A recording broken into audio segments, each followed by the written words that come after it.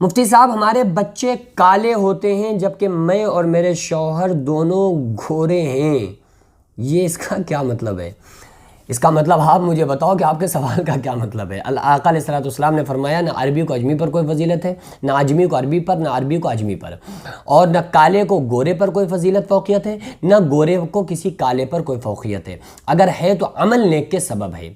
अच्छा, ये मैं बताता हूँ, जब कोई औरत प्रेग्नेंट हो ना तो उसको चाहिए कि वो उस वक्त कुछ डॉक्टर से बात करके कुछ ऐसी चीज़ों का, जैसे गरी वगैरह हो गई, कुछ ऐसी चीज़ों को औरतों को चाहिए कि वो उनको अपने ग़िज़ा में शामिल कर लें ताकि उसका असर बच्चों के ऊपर पड़ता है।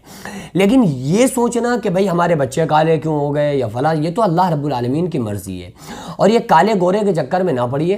देखो, कोई बहुत गोरा इंसान, बड़ा खूबसूरत, एकदम गोरा चिट्ठा है रखा हुआ, बड़ा खूबसूरत, ठीक है, लेकिन वो जब आपसे बात करे ना तो वो आपको भाव ना दे, ठीक है, या आपसे तमीज़ से बात ना करे, तो आपको वो गोरा और लंबा चौड़ा और बेहतरीन खूबसूरत कोई इंसान अच्छा लगेगा?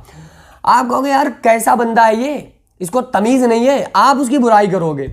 लेकिन एक बहुत शक्ल से काला हो बंदा और वो उसको बिल्कुल, लेकिन आपसे बात करता है, बड़ी मीठी ज़ुबान से बोलता है, बहुत अच्छे लहजे में बात करता है, लेकिन आप उसकी तारीफ़ करोगे। तो देखो, ये तो बंदे के इख्तियार में नहीं है कि किसी का रंग काला हो रहा है, किसी का गोरा हो रहा है, लेकिन उनकी अच्छी तरबियत करना ये माँ बाप के हाथ में है। आका अलैहिस्सलाम ने फरमाया कि पहला मदरसा माँ की गोद है। तो बच्चों की अच्छी तरबियत देना, बच्चे जो पहचाने जाते हैं ना बड़े होकर, वो अपनी तहजीब से पहचाने जाते हैं, अपनी ज़ुबान से पहचाने जाते हैं। एक बादशाह ने अपने वजीर से कहा ना कि जाओ, जो सबसे अच्छी दुनिया के अंदर चीज़ हो आज वो लेकर आओ, वो पकवाओ आके, आज वही खाएंगे। तो वो गया और मार्केट में जाकर जीभ ले आया, जुबान नहीं होती भैंस वगैरह की जुबान जो देते, मांस की जुबान भी बनती है, तो वो जुबान लेके आ गया। तो बादशाह ने कहा कि तुम्हें तमीज़ नहीं है, तुम्हें पूरी दुनिया के अंदर सबसे अच्छी जुबान मिली, इसके अलावा कुछ अच्छी चीज़ें थी नहीं जो बन जाती, पक जाती। तो उसने सोचा कि यार अच्छी चीज़ों में ये लेके आया, आज हम इससे उल्टा करेंगे। अगले दिन बादशाह ने कहा कि जाओ दुनिया की जो सबसे बुरी चीज़ हो ना वो लेकर आओ। तो वो मार्केट में पहुंचा, बाजार, वो अगले दिन फिर जुबान ले आया। तो बादशाह ने कहा तुम्हारा दिमाग ठीक है कि नहीं है, तुमसे कहा सबसे अच्छी चीज़ लेके आओ तो भी जुबान ले आए, तुमसे कहा सबसे बुरी चीज़ लाओ तो भी जुबान ले आए। तो उसने कहा है बादशाह साहब, गुस्ताखी माफ़ हो, लेकिन ये ज़ुबान ही सबसे अच्छी है, ज़ुबान ही सबसे बुरी है। ज़ुबान अगर नॉर्मल और तमीज़ से चल रही है ना तो फिर इंसान बहुत अच्छा, न सर फूटेगा, न मियाँ बीवी में लड़ाई, न बेटे माँ बाप में लड़ाई, न मिलने वालों से लड़ाई, न दोस्तों, बिल्कुल बेहतर मसला चलेगा। और अगर ये ज़ुबान ख़राब है तो फिर मियाँ बीवी में पट्टी नहीं खाएगी, बाप बेटे में नहीं खाएगी, पड़ोस में नहीं खाएगी, कहीं नहीं खाएगी।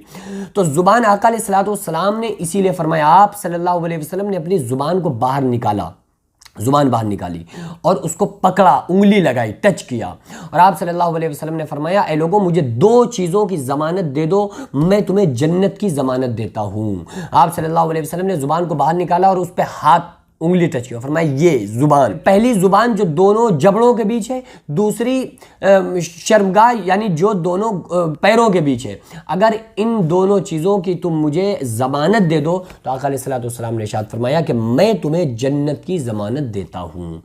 तो इसलिए हमें चाहिए कि हम बच्चों को इस्लाम सिखाएं, दीन सिखाएं। आका अलैहिस्सलाम ने फरमाया कि माँ की गोद बच्चे के लिए ऐसी है जैसे पहली ईंट इमारत की, अगर टेढ़ी हो गई तो पूरी इमारत फिर टेढ़ी जाएगी। तो इसलिए तरबियत हमें अच्छी करना चाहिए, काले और गोरे की फिक्र ना करें। हज़रत बिलाल हबशी रज़ियल्लाहु ताला अन्हु देख लो, शक्ल से बिल्कुल काले हैं और कद है न कामत है। बाप का नाम तो तारीख में है कि बाप का नाम, हज़रत बिलाल के बाप का नाम रुबाह था, लेकिन दादा का नाम क्या है इस तारीख में मौजूद नहीं है।